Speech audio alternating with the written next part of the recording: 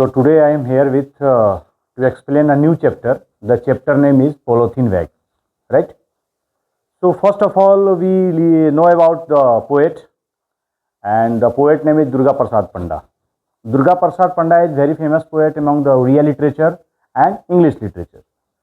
So first of all, I am here with to explain about the chapter. The chapter name is Polythene Bag. So listen the chapter name and listen the explanation what the poet has explained. The poem Polythene Bag has been written by one of the greatest poet. The poet name is Durga Prasad पंडा. इस कविता को हमारे हिंदुस्तान के सबसे अच्छा लेखक कवि जिसका नाम होता है दुर्गा प्रसाद पंडा, है ना, ये उड़िया साहित्य का सबसे अच्छे कवि माने जाते हैं.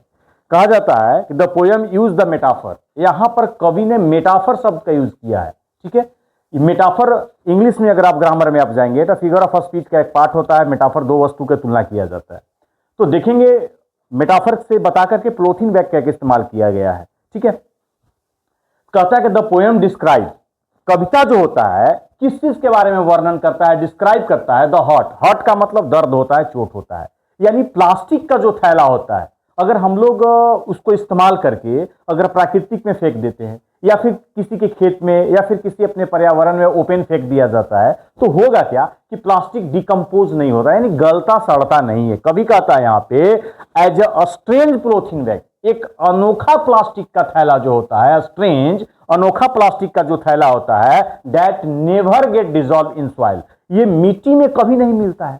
इसके बाद क्या होगा, इट मेक द स्ट्रेंजियस नॉइज. जब हम प्लास्टिक को थैला को छूते हैं तो उसमें से एक अलग साउंड आती है, एक अलग ध्वनि आता है, चटर पटर की आवाज आती है. ठीक है, व्हेन इट टच, जब हम उसको छूते हैं तो एक अलग तरीके की आवाज उसमें से आती है प्लास्टिक के थैले से. कहता है and kit out a poisonous smell, और उसमें से एक बड़ा कसैला, एक दुर्दशा दुर्गंध टाइप पे एक उसमें से एक स्मेल आता है. कब, जब हम प्लास्टिक के थैला को जलाते हैं तब. जब हम प्लास्टिक के थैला को जलाएंगे तो जलाने के बाद उसमें से बहुत अजीब तरीका का स्मेल आता है, दुर्गंध आता है. कहता है कभी हमारा वो दुर्गंध काफी क्या होता है तो पॉइजनस होता है, हानिकारक होता है हमारे सेहत के लिए. देखिए कभी कहता है कि स्मेल व्हेन इट बर्न, जब हम उस प्लास्टिक के थैला को जलाते हैं, जब जलाएंगे तो उसमें से एक अजीब तरीका का दुर्गंध उसमें से निकलता है. देखिए कहता है कि द पोएट एक्सप्लेन्ड इट, कवि जो होता है ना इसके बारे में एक्सप्लेन करता है, वर्णन करता है, बताने की कोशिश करता है. क्या, तो polythene bag are very harmful,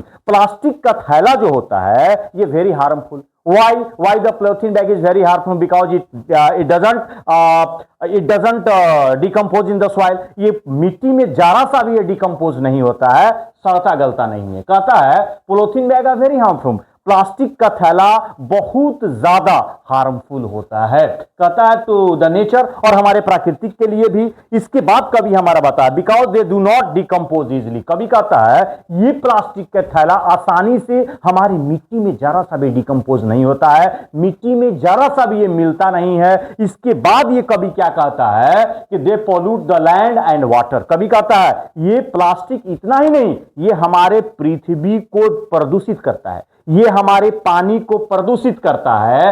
and block the drainage, और क्या, हमारे जो नाली होते हैं गांव का, घर का, इसको क्या कर देता है, पूरी तरह से जाम कर देता है, जिसके कारण सिचुएशन ऐसा हो जाता है कि बाढ़ जैसा माहौल उत्पन्न हो जाता है. कभी फिर से क्या बताता है यहाँ पे, और एनिमल ऑफ्टन ईट पॉलीथीन बैग, और कभी कभी ऐसा होता है कि जब जानवर उस प्लास्टिक के थैला को खाते हैं तो उनकी जान चली जाती है. कभी बताता है which make them sick and even kill them, कभी कभी वो बीमार भी पड़ जाते हैं उस प्लास्टिक को खा करके और इवन उनकी जान भी चली जाती है. कभी हमें सजेस्ट करता है, देखिएगा कभी कहता है कि the poet advise people to stop using polythene bag. कभी कहता है कि हमें प्लास्टिक का थैला को जरा सा भी इस्तेमाल नहीं करना चाहिए. क्यों, क्योंकि अगर हम उसको इस्तेमाल करेंगे तो हम तो अपना इस्तेमाल कर लिए, और करने के बाद उसका इस्तेमाल करने के बाद में बाहर में उसको फेंक दिया जाता है. जब हम उसे बाहर में फेंक देंगे तो वो क्या करेगा कि हमारे प्रदूषण करेगा. किसको, तो पर्यावरण को प्रदूषित करेगा. मिट्टी में फेंकेंगे, मिट्टी में दबेगा जरूर, लेकिन वो मिट्टी में गले सड़ेगा बिल्कुल भी नहीं. और कभी कभी हमारे अनवांटेड जो जानवर होते हैं, आवारा पशु जो होता है, उसको लोग खाते हैं और खाने के बाद बीमार पड़ते हैं और अपनी जान भी दे देते हैं. तो कभी कहता है कि we should not use the plastic bag, है ना, हमें प्लास्टिक का थैला का इस्तेमाल नहीं करना चाहिए. तो फिर इसके बाद कभी यहां पर देखेंगे फिर क्या बोलता है, द पोएट इनकरेज एवरीवन, कवि जो होता है ना प्रत्येक आदमी को इनकरेज करता है. इनकरेज का मतलब उसके अंदर के साहस को बढ़ाता है. किस लिए, तो कहता है इनकरेज एवरीवन, प्रत्येक आदमी को साहसी बनाने के लिए कहता है, बनने के लिए कहता है कि टू टेक रिस्पॉन्सिबिलिटीज, आप अपने कंधों पे जिम्मेवारियां लीजिए। If you are not taking the responsibility then what's happen, तो यही होगा कि हमारा प्राकृतिक दर्द के मारे कहर कराहता रहेगा। क्यों कराहेगा? क्योंकि ना प्लास्टिक का जो थैला होता है ये प्राकृतिक में बिल्कुल भी नहीं गलता है। कभी कहता है responsibility for the keeping the environment clean and safe, कहता है कभी अगर इस पर्यावरण को अगर बचाना है तो हम सबों को प्लास्टिक मुक्त अपना नेचर बनाना पड़ेगा। हमें कैसा थैला का इस्तेमाल करना चाहिए? तो हमें एक ऐसा थैला का इस्तेमाल करना चाहिए जो आसानी से उसको हम इस्तेमाल कर लें, और जब हमारी काम खत्म हो जाए उस थैले से तो उसको बाहर में जब हम फेंक देंगे तो आराम से मिट्टी में सड़गल जाएगा और पुनः उस मिट्टी में मिल करके मिट्टी को उसको क्या कर देगा? ह्यूमस बना देगा, ह्यूमस बना देता है। ठीक है, कभी हम एक सजेस्ट करता है इस कविता के माध्यम से, क्या सजेस्ट करता है देखेंगे।